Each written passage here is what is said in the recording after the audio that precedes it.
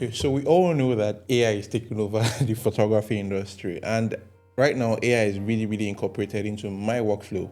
In today's video, I want to show you guys 5 things that I would rather do with AI retouching than with traditional retouching, if that makes sense. Today we're going to be working with Evoto AI, which is one of the softwares I mostly use right now. It's fully incorporated into my workflow in editing photos. So let's just jump straight into these 5 amazing things. We're here in Evoto AI, and the first thing that is the most amazing thing that I think right now I do more of it in AI than in traditional retouching is hair retouching. If you have any experience like me retouching hair in Photoshop, you can understand that hair retouching can be very tedious. It's not the most amazing thing to do, but Evoto helps us make that really easy. Now, once you get your Evoto, all you need to do is go to hair right here under the portrait retouching tab and just click a slider like this to do stray hair removals. And as you can see, I'll show you before and after. You can see that it quickly removes most of the stray hair, but we can go a step further and do smooth hair.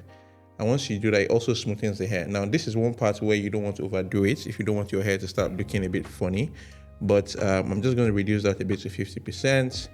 And next thing I'm going to do is do hair shine, and I'm also going to do white hair blackening. And like that, you've gone from this to this. I don't know about you guys, but I think that this is really impressive. I can just play with it a little bit more to see better results I can get. I mean, it's not perfect, but if you ask me, this would take me a lot longer time to do this in Photoshop. So here you go with hair retouching. Okay guys, so we'll move on to number 2 thing now, and number 2 things is distraction removals. So I'll show you guys a different image. Now, if you're anything like me, I always like to bring my lights really close to my subject to just get more dramatic looks and everything. So I end up with photos like this where I have things like my softbox, my V-flats, light stands are always in my frame, and sometimes they can be a pain to take out. So one of the ways you can take that out is using Evoto as well. So you can go straight to background adjustments here, and then just click one toggle here called distractions removal. You also need to tell it to remove distractions, and then just like that. Now that one was really quick, and it's really impressive as well. You can also do this in Photoshop using generative fill or content aware. Those are other options, but if you're in Evoto already, this might be an easy way to go about it. Okay. So we'll move to the third thing, and in this third thing, we're going to stay on this image. And the third thing is you go to this tab here called Clothes and Accessories, and this is for smoothing your clothes, making it a bit smoother. Back when I started photography, the saying was always, if you can fix it in real life, fix it in real life, and don't fix it in post.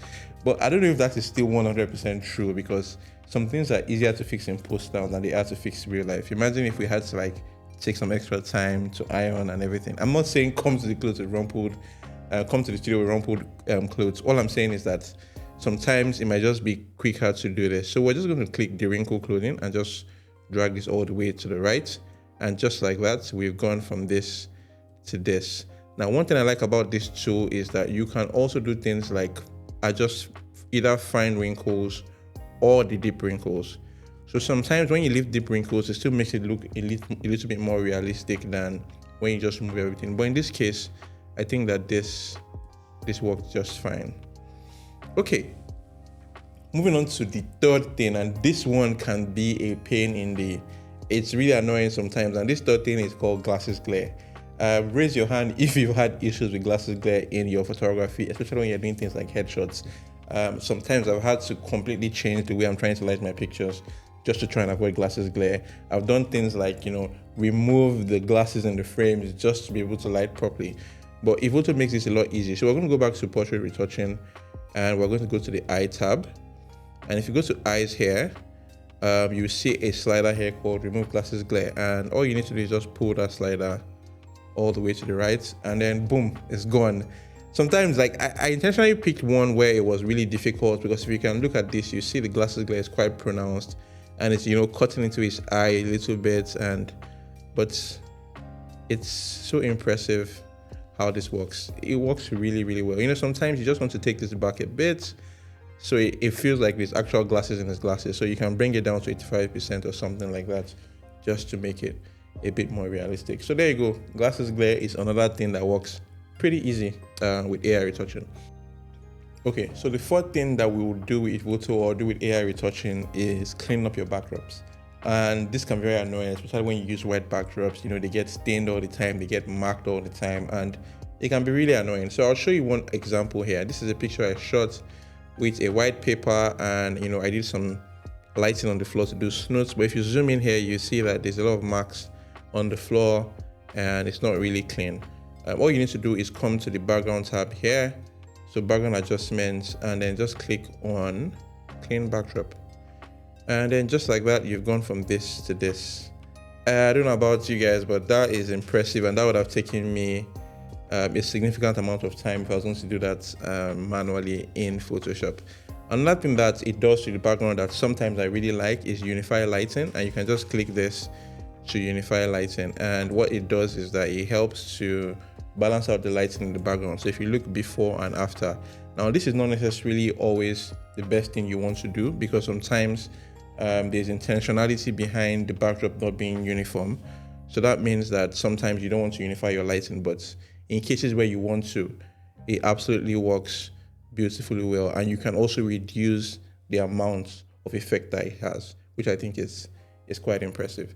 Now, the fourth thing we're going to do or the 15, I think this is the 15 right now. The 15 that I think is really, really amazing in AI retouching or AI edits is when you use just for basic retouching, basic cleanup, you know, things like that.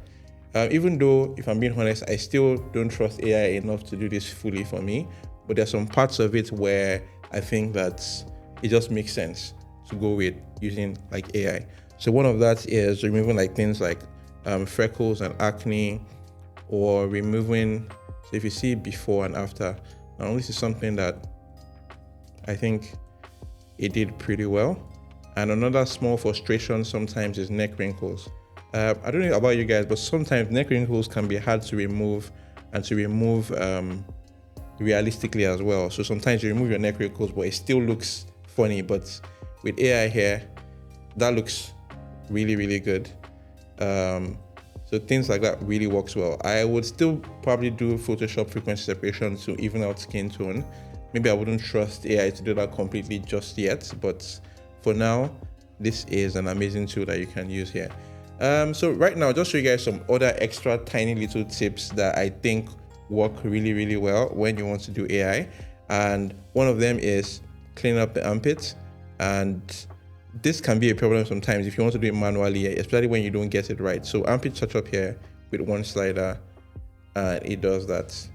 That is really, really good. Anyways, I hope you guys enjoyed this video. Let me know if there are any of these tools that you're currently using in workflow, or any of them that you're surprised by, or any of them that you're going to want to try out. Let me know in the comment section below. Please remember to like and subscribe to the channel. Can't wait to see you in the next one. Cheers.